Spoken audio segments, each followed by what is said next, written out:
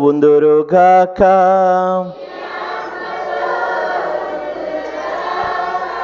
పునీత మత్తయి గారు రాసిన సువిశేషములోని భాగము.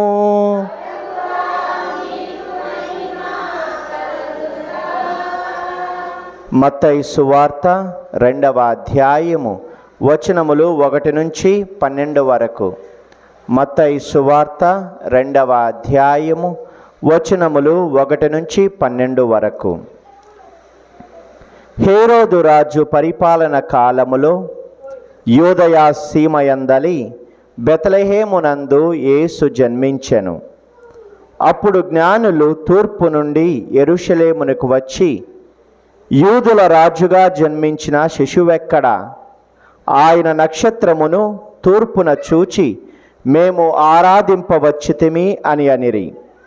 అది విని హేరోదు రాజు యెరూషలేము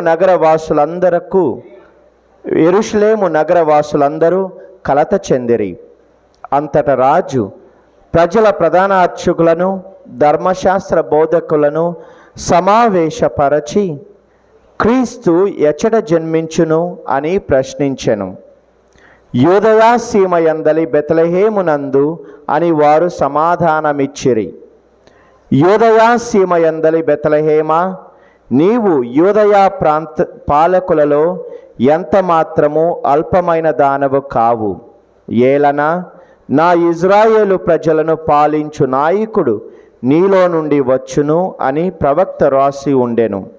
అంతటా హేరోదు ఆ జ్ఞానులను రహస్యముగా పిలిచి నక్షత్రము కనిపించిన సమయమును వారి నుండి జాగ్రత్తగా తెలుసుకొనెను. పిమ్మట అతడు వారిని బెత్లెహేమునకు పంపుచు, మీరు వెళ్ళి జాగ్రత్తగా ఆ శిశువు జాడను కనుగొని నాకు తెలియజేయుడు, నేను వెళ్ళి అతనిని ఆరాధింతును అనెను. రాజు మాటలను ఆలకించి ఆ జ్ఞానులు వెళ్ళిపోయిరి. అదిగో, తూర్పు దిక్కున వారి ముందు నడిచిన నక్షత్రము మరలా కనిపించి వారికి మార్గదర్శిని అయి ఆ శిశువు ఉన్న స్థలముపైకి వచ్చి నిలిచెను. వారు నక్షత్రమును చూచినప్పుడెంతో ఆనందించురి. అంతట వారు ఆ గృహమున ప్రవేశించి తల్లి మరియమ్మతో నున్న బిడ్డను చూచి సాష్టాంగపడి ఆరాధించిరి. పిదప తమ సంచులను విప్పి ఆ శిశువుకు బంగారము, సాంబ్రాణి, పరిమళ ద్రవ్యములను కానుకలుగా సమర్పించిరి. హేరోదు చెంతకు మరలా పోరాదని స్వప్నమున దేవుడు హెచ్చరింపగా వారు మరొక మార్గమున తమ దేశమునకు తిరిగిపోయిరి. ఇది క్రీస్తుని సువిశేషము.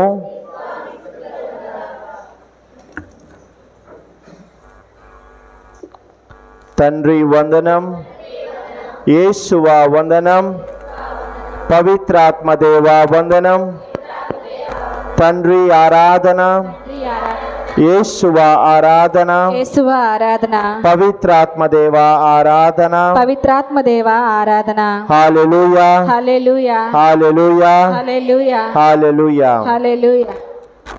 క్రీస్తునాథుని యందు ప్రియ సహోదరి సహోదరులారా, ఈరోజు మనము ఒక ముఖ్యమైన పండుగను కొనియాడుతూ ఉన్నాము. ఆ పండుగ ముందుగానే మీకు చెప్పి ఉన్నాను, క్రీస్తు సాక్షాత్కార పండగ. దీనినే ముగ్గురు రాజుల పండుగ అని కూడా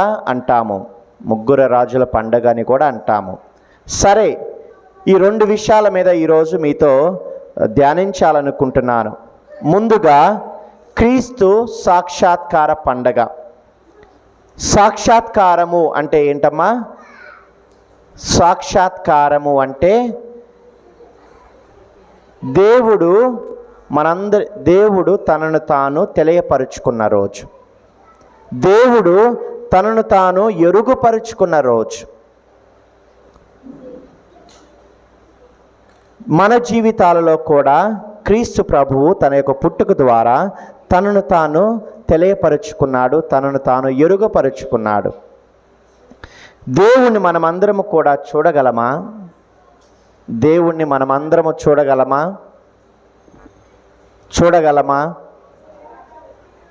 దేవుడు ఎవరికన్నా కనిపించారమ్మా?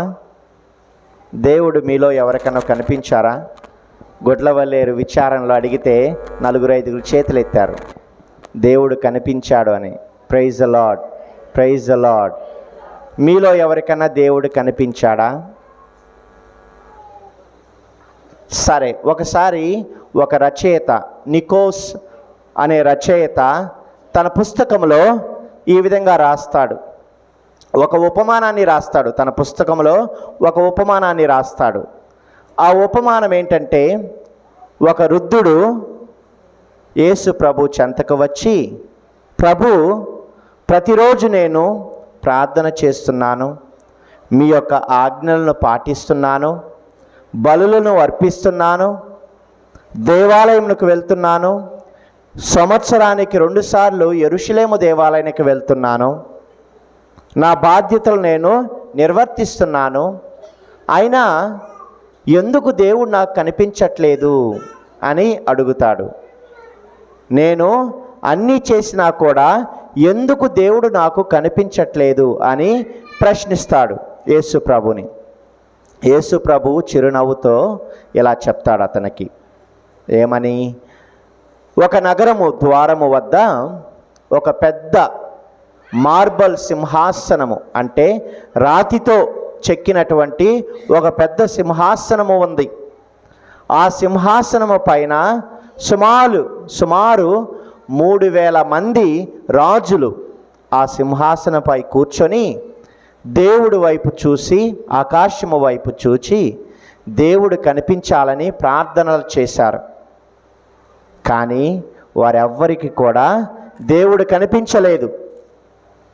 తరువాత ఒక పేదవాడు, వస్త్రహీనుడు, పాదరక్షకులు కూడా లేనివాడు వచ్చి ఆ సింహాసనం మీద కూర్చొని ఆకాశము వైపు చూచాడు. దేవుడు కనిపించాడు అతనికి. కనిపించాడా లేదా? కనిపించాడంట. అతను దేవుని ఈ విధంగా ప్రార్థిస్తున్నాడు. ఏమని? ప్రభువా, మనిషి కళ్ళు నేరుగా సూర్యుని చూడలేవు. మనము సూర్యుని చూడగలమా? సూర్యుని చూడగలమా? చూడలేము. మనిషి కళ్ళు నేరుగా సూర్యుని చూడలేవు. అలాంటప్పుడు నీ సంపూర్ణ మహిమను నేను ఎలా చూడగలను? నీవు సృష్టించినటువంటి సూర్యునే నేను కనులారా చూడలేకపోతున్నాను. అలాంటిది నీ మహిమను, నీ సంపూర్ణ మహిమను నేను ఎలా చూడగలను? దయచేసి నీ మహిమను తగ్గించి నేను నిన్ను చూడగలిగేలా నిన్ను నీవు చిన్నవాడిగా చేసుకో. ఏమని అంటున్నాడు? దయచేసి నీ మహిమను తగ్గించుకొని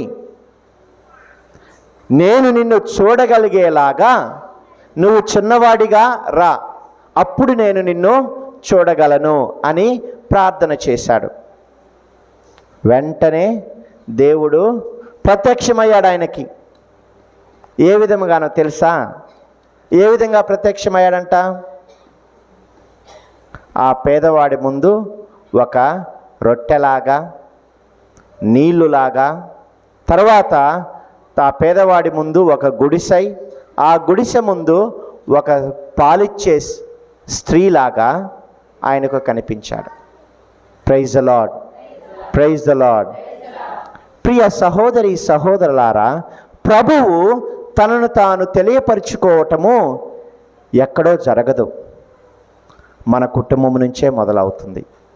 ప్రభువు తనను తాను బయలుపరుచుకునేది మన కుటుంబం నుంచే తనను తాను బయలుపరుచుకుంటూ ఉంటాడు. ఆనాడు జ్ఞానులు బెత్లెహేము నగరమునకు వెళ్ళారు శిశువుని ఆరాధించటానికి. కానీ ప్రభువు యేసుక్రీస్తు రాక ద్వారా పశువుల పాక మన కుటుంబంలోనే ఉంది. పశువుల పాక మన కుటుంబంలోనే ఉంది. ఆ ప్రభువుని మన కుటుంబంలోనూ మన సంఘములోనూ చూడాలి. ఆ ప్రభువు తనను తాను బయలుపరుచుకుంటూ ఉంటాడు. అనేక సంఘటనల ద్వారా, అనేక వ్యక్తుల ద్వారా. ఉదాహరణకు నేను 10వ తరగతి అయిపోయిన తర్వాత ఫాదర్గా, గురువుగా అవ్వాలని వెళ్ళాను. అయితే క్రిస్మస్కి హాలిడేస్ ఇచ్చారు మాకు.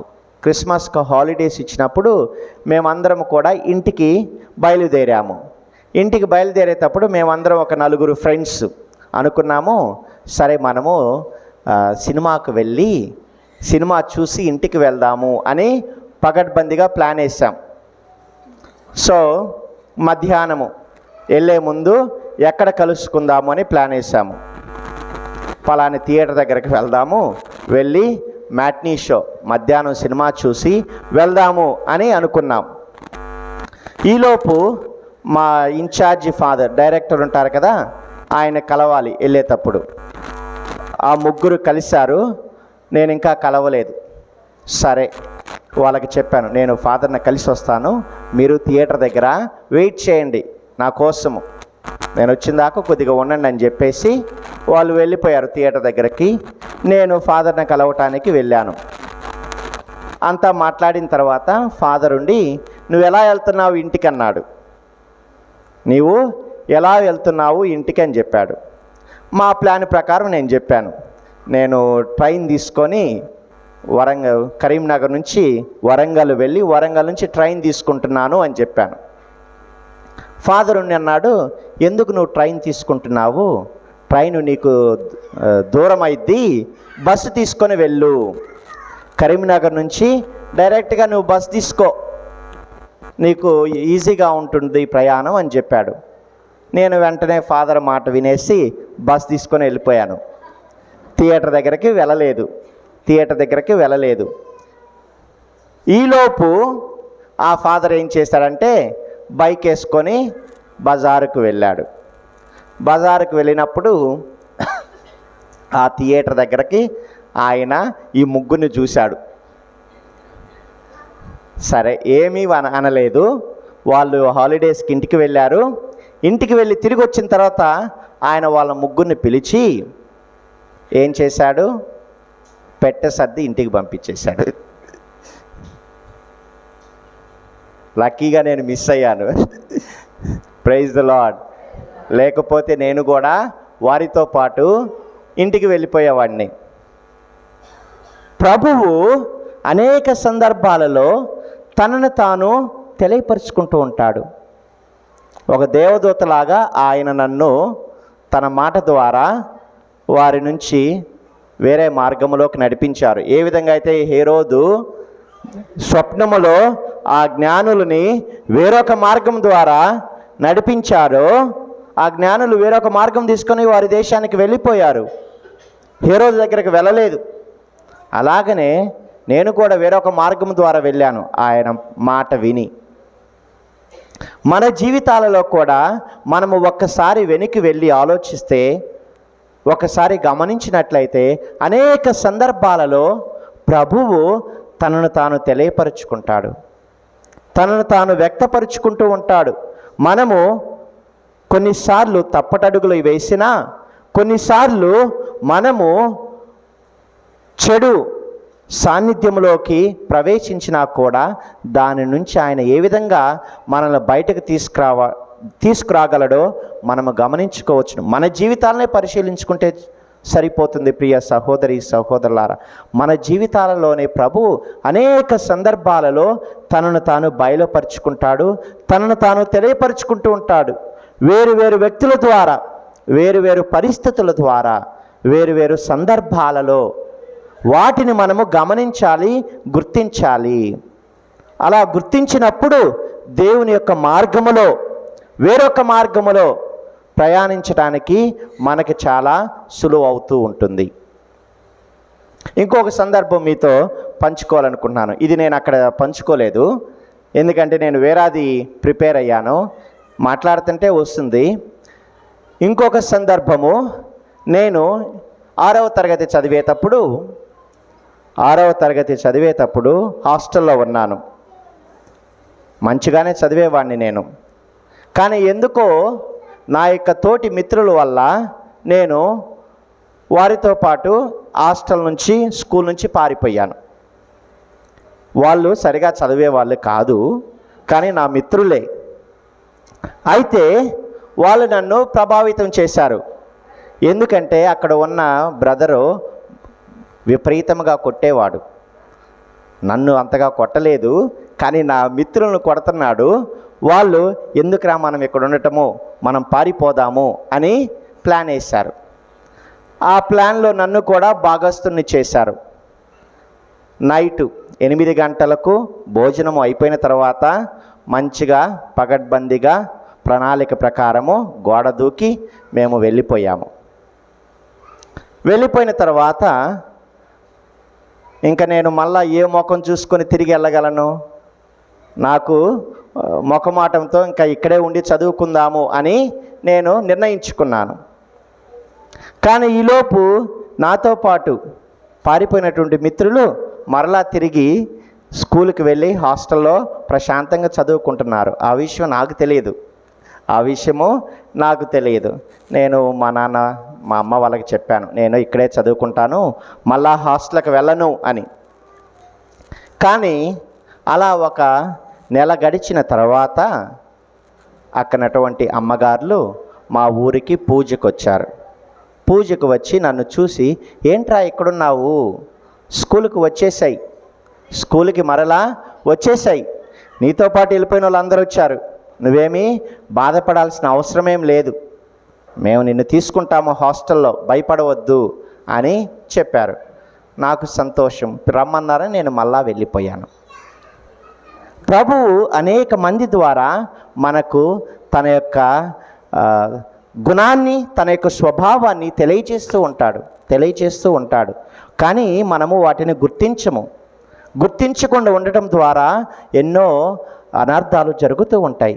ప్రభు యొక్క హస్తము, ప్రభు యొక్క చేయి మన జీవితంలో ఏ విధంగా నడిపిస్తుందో మనము గమనించాలి. ప్రియ సహోదరి సహోదరులారా, ఏ విధముగా అయితే ఆ యొక్క నక్షత్రము ఆ జ్ఞానులను నడిపించిందో, దేవుడు కూడా మన జీవితాలలో అనుక్షణము మనల్ని నడిపిస్తూ ఉంటాడు.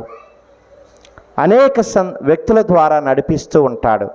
అనేక మంది స్వరముల ద్వారా మనకు తెలియజెపుతూ ఉంటాడు.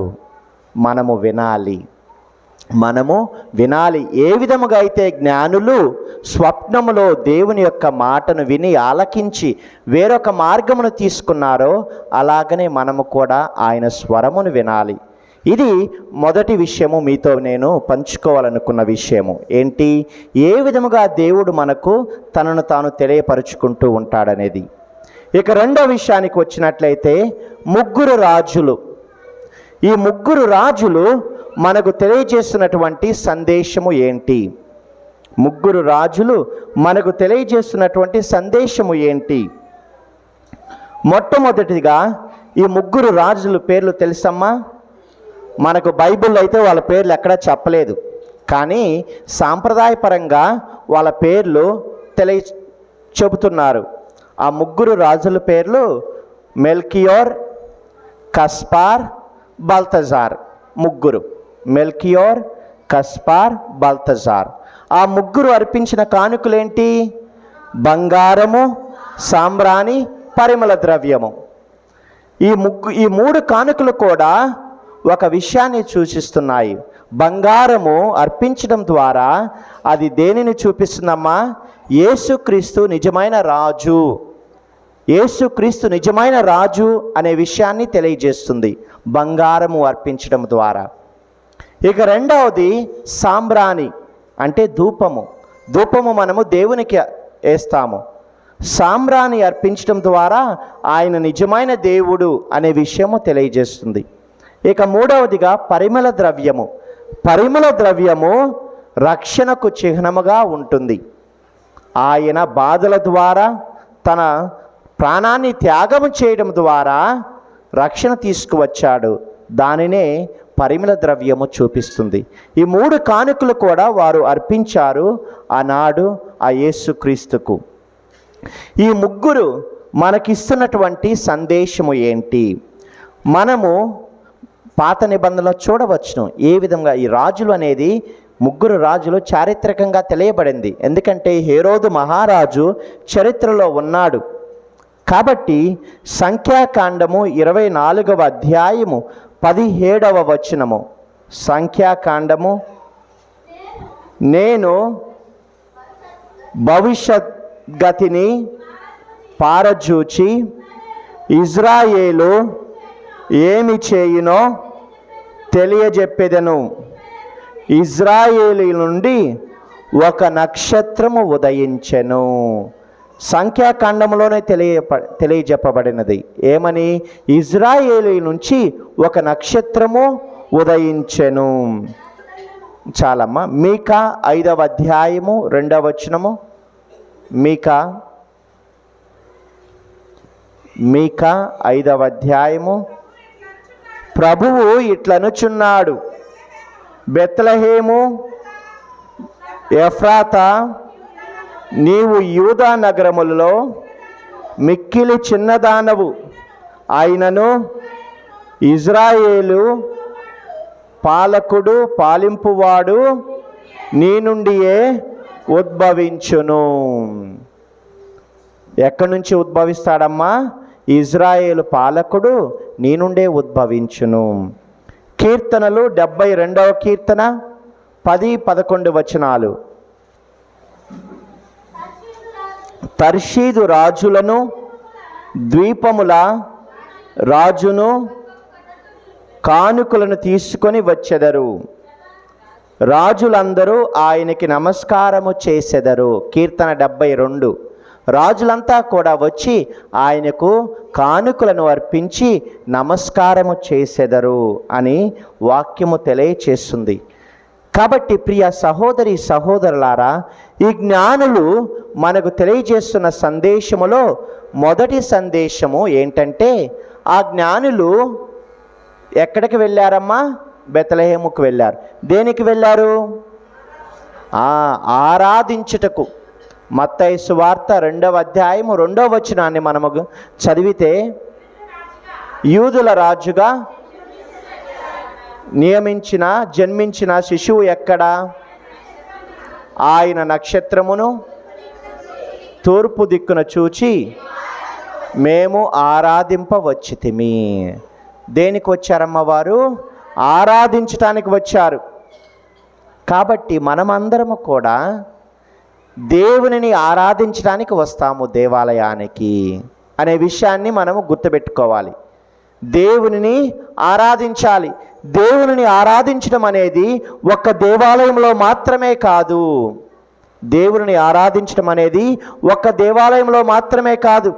ఆనాడు సమరయ స్త్రీ యేసు ప్రభుని అడుగుతుంది, మా పూర్వీకులు యెరూషలేములో ఆరాధించారు, మేము కూడా అలానే ఆరాధించాలా అని యేసును ప్రశ్నించినప్పుడు యేసు చెప్తున్నాడు ఆ సమరయ స్త్రీకి, ఇక నుంచి మీరు ఆత్మయందును సత్యమందును ఆరాధించుదురు అని. కాబట్టి ప్రియ సహోదరి సహోదరులారా, గుడికి వచ్చి ఆ యొక్క గుడిలో మనం ఆరాధిస్తాము. అంతేకాకుండా మనమందరం కూడా ఆ దేవుని మన దైనందిక జీవితంలో ఆరాధించాలి, మన యొక్క కుటుంబంలో ఆరాధించాలి, మన జీవితం ద్వారా ఆయనని ఆరాధించాలి. కీర్తన 95వ కీర్తన 6వ వచనాన్ని మనము చదువుకున్నట్లయితే, 2 శిరము వంచి సాష్టాంగపడి మనలను సృజించిన యెహోవా సన్నిధిని మోకరిల్లుదము. ఆయన మన దేవుడు. చూసారా ఏ విధముగా అయితే ఆ జ్ఞానులు మోకరించి సాష్టాంగపడి ఆయనను ఆరాధించారో అలాంటి ఆరాధనే మనము చేయాలి. ఇలా ఆరాధించమని ఆ జ్ఞానులు మనకు వారి యొక్క జీవితం ద్వారా తెలియజేస్తున్న మొదటి సందేశము. ఇక రెండవ సందేశము, ఆ యొక్క జ్ఞానులు ఏమి అర్పించారమ్మా? కానుకలను ఇచ్చారు. ఆ యొక్క రాజులు కానుకలు ఇచ్చి ఉన్నారు. మనము ఆ దేవునికి కానుకలను అర్పించాలి. ఎలాంటి కానుకలమ్మా? అతి శ్రేష్టమైన కానుకలు ఇవ్వాలి ప్రభువుకి. ఆదికాండము 4వ అధ్యాయము 4వ వచనాన్ని చదివినట్లయితే, మనము కానుకలు ఇచ్చినప్పుడు ఏబేలు కూడా మందలో ఉన్న తొలిచూలు పిల్లలను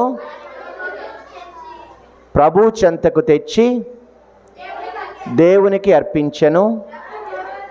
ప్రభువు ఏబేలును అతని కానుకను ప్రసన్న దృష్టితో చూచెను. చూసారమ్మా, ప్రభువు దేవుడు ఏబేలు కానుకను ప్రసన్న దృష్టితో చూశాడు. తన కానుకను మాత్రమే కాదు, ఏబేలును కూడా ప్రసన్న దృష్టితో చూశాడంటే అర్థం ఏంటి? ఆయనను అధికముగా ఆశీర్వదించాడు తన యొక్క కానుకను బట్టి. ఎందుకు ఏబేలు ఏ కానుకనిచ్చాడు? తొలిచూలు యొక్క పిల్లను, అంటే ఆ యొక్క మందలో మంచి కోడె మేకను అతను అర్పించి ఉన్నాడు. అందువలనే ఏబేలును అపారముగా ఆశీర్వదించాడు, ప్రత్యేకముగా దీవించాడు ప్రభువు. మనము అర్పించాల్సిన కానుకలు అనేకంగా ఉన్నవి. ఆ రాజులు బంగారము, సాంబ్రాణి, పరిమళ ద్రవ్యమును అర్పించారు. మనము అర్పించాల్సింది అంతకు మించి మన జీవితాలను ఆయనకు కానుకగా ఇవ్వాలి. దేవుడు మనకు యొక్క ప్రాణమును ఇచ్చి ఉన్నాడు. ఈ జీవితాన్ని ప్రసాదించిన ఆ దేవునికి మనం ఈ జీవితాన్ని బహుమతిగా ఇవ్వాలి. అదే అతి ప్రధానమైనటువంటి ప్రాముఖ్యమైనటువంటి కానుక. రోమీలకు రాసిన లేఖ 12వ అధ్యాయము 1వ వచనము. పౌలు రోమీలకు రాసిన లేఖ, కాబట్టి సోదరులారా పరిశుద్ధమును, ఒక్కరు చదవండమ్మ గట్టిగా, దేవునికి ప్రీతికరమును అయిన సజీవ యాగముగా మీ శరీరములను ఆయనకు సమర్పించుకొనుడు. చూసారా, మనల్ని మన శరీరములను ఆయనకు సమర్పించుకొనమంటున్నాడు. అంటే మన జీవితములను ఆయనకు సమర్పించుకొనాలి. తద్వారా మనము కూడా క్రీస్తులో మనము కూడా ఐక్యమవుతున్నాము. క్రీస్తు ఏ విధముగా అయితే తనను తాను సమర్పించుకొని ఆ బలిగా అర్పించాడో, మనము కూడా మనల్ని సమర్పించుకొనడం ద్వారా, కానుకగా ఇవ్వటం ద్వారా క్రీస్తు యొక్క రక్షణలో మనము భాగస్థులం అవుతున్నాము. ఇక మూడవది, ఆ యొక్క జ్ఞానుల నుంచి మనం తెలుసుకోవాల్సిన మూడవ సందేశము, ఆ జ్ఞానులు ప్రేరేపించబడ్డారు. నక్షత్రాన్ని చూసి ప్రేరేపించబడ్డారు. ప్రేరేపించబడటం మాత్రమే కాదు, వారు ఏం చేశారు? వారి యొక్క ప్రేరణ కడవరకు కూడా తీసుకువెళ్ళారు. ఆ యొక్క ప్రభుని దర్శించడం వరకు వారు ప్రేరేపించబడి ఆ యొక్క ప్రేరణను వారు కార్యరూపం దాల్చారు. అవునా కాదా? మనము కూడా ప్రేరేపించబడాలి. మన యొక్క ప్రేరణ కూడా తుది వరకు మనం తీసుకువెళ్ళాలి. అనేక సందర్భాల్లో మనకు ప్రేరణ కలుగుతూ ఉంటుంది. మా పిల్లలు ఇలా ఉండాలి, లేకపోతే నేను ఇలా సాధించాలి, ఒక మంచి గృహమును కట్టుకోవాలి, లేకపోతే నేను చదువులలో మంచి ఉత్తీర్ణత సాధించాలి అని అనేకమైనటువంటి ప్రేరణలు మనకు కలుగుతూ ఉంటాయి. కానీ ఆ కలిగిన ప్రేరణను మనము కడవరకు తీసుకొని వెళ్తున్నామా అన్నది చాలా ముఖ్యము. ఎందుకంటే ఈ రాజులు, ఈ జ్ఞానులు కూడా వారికి కలిగిన ప్రేరణను వారు కడవరకు తీసుకొని వెళ్ళారు. బహుశా వారి ప్రయాణములో వారు అనేకమైనటువంటి ఆటుపోటులను ఎదుర్కొని ఉండవచ్చును. వారి ప్రయాణములో అనేకమైనటువంటి ఆటుపోట్లను వారు ఎదుర్కొని ఉండవచ్చును. అయినా సరే వారికి లభించిన ప్రేరణను మధ్యలో వదిలిపెట్టలేదు, కడవరకు తీసుకొని వెళ్ళారు. మనము కూడా మనకు లభించిన ప్రేరణ, మనకు కలిగిన ప్రేరణను మనము కడవరకు తీసుకొని వెళ్తున్నామా అన్నది చాలా ముఖ్యము. ఎందుకంటే తెలుగులో సామెత ఉంది, ఆంధ్రులు ఆరంభ సూరులే కానీ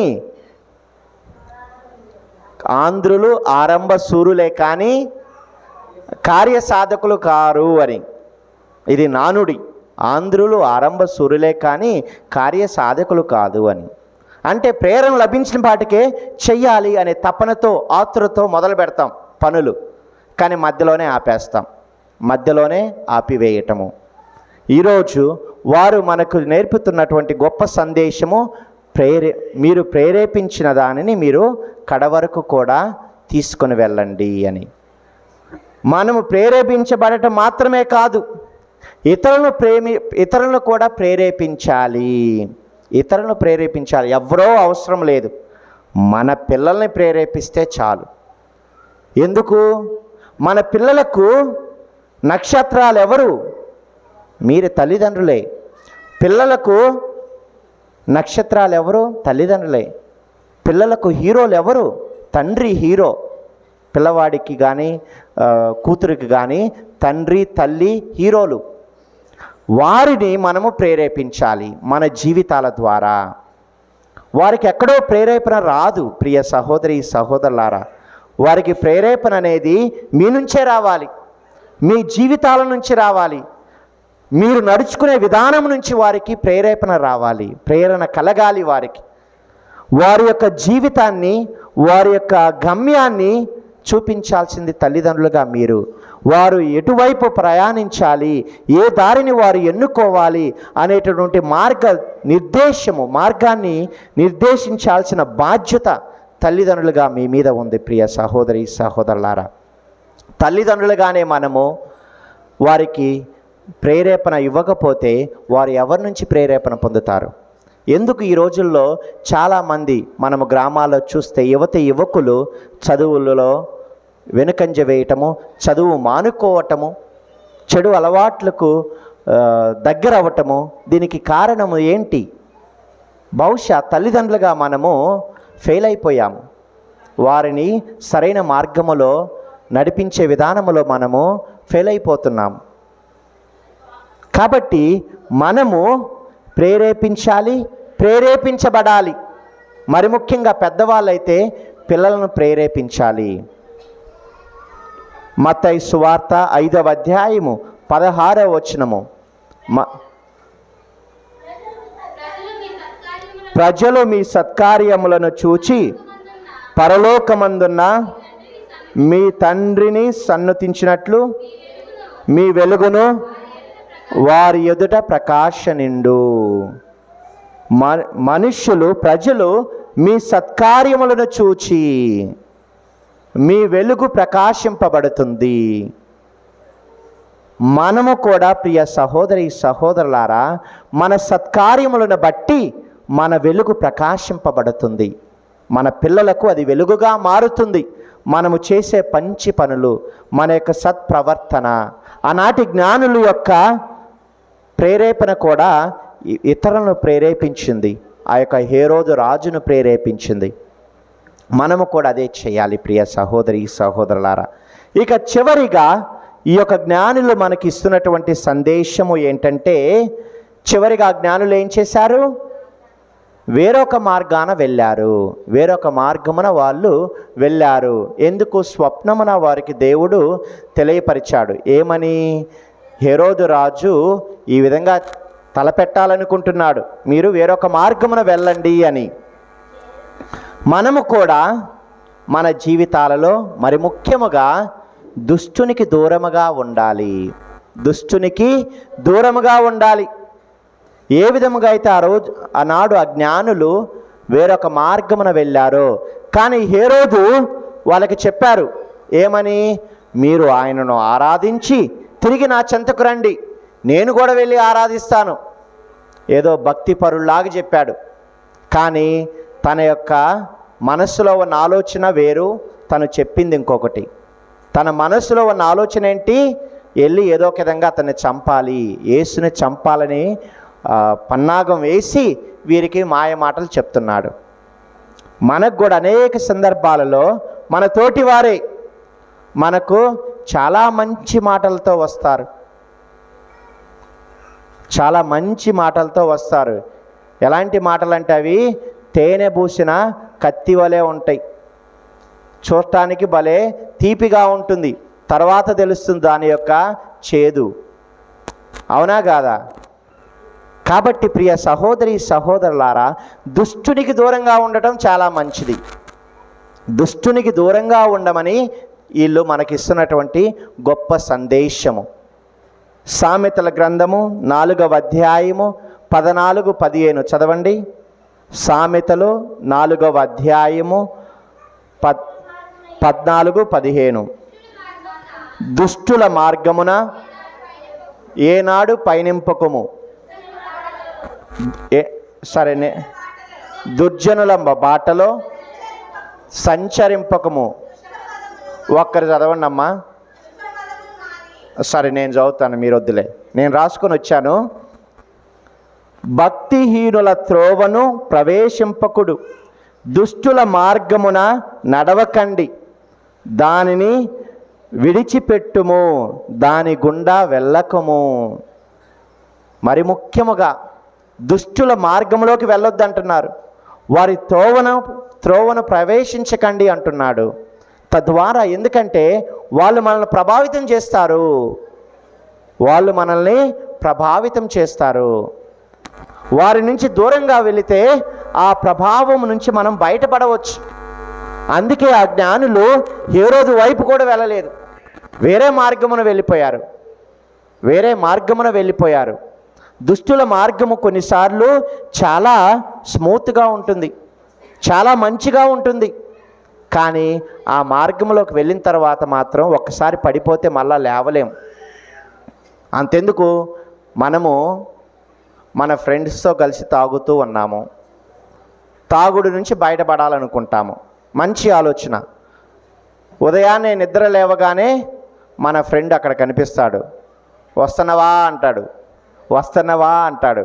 పాపం వాడి కోసం వెళ్ళి తాగాల్సి వచ్చింది. వీడికి మానుకోవాలని ఇష్టం ఉన్నా, తాగుడు మానుకోవాలని ఇష్టం ఉన్నా మానుకోలేడు. ఎందుకు? వాడు పిలుస్తున్నాడు. నువ్వు ఏం పునీతుడు అవుతున్నావా ఏంటి? అబ్బో, గుడికి వెళ్ళి మంచోడు అయ్యావురా, నువ్వు గుడికి వెళ్ళి మంచోడు అయ్యావురా అని మళ్ళా వాడు నిందలు వేయటం. ఎందుకు ఆ నిందని మనము వాడితో పాటు వెళ్ళి ఒక పెగ్గు తీసుకోవటం. ఇంకదే దుష్టుని మాటలు, ఇవి దుష్టుని మాటలే. నిన్ను ఎవరైనా పిలిచారనుకో, రారా షాపు దగ్గరికి వెళ్దాం, క్వార్టర్ మంది వేద్దామంటే అది దుష్టుని మాట. ఎందుకంటే వాడి పనేంటి? నిన్ను మంచి మార్గం నుంచి ఏదో ఒక విధంగా తీసుకువెళ్ళాలి. కీర్తన 1వ వచనం,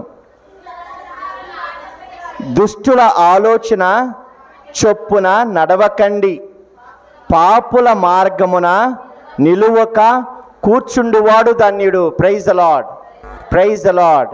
చూసారా ప్రియ సహోదరి సహోదరులారా, దుష్టుల ఆలోచన చొప్పున నడవకండి, పాపుల మార్గమున నిలువక కూర్చుండువాడు ధన్యుడు.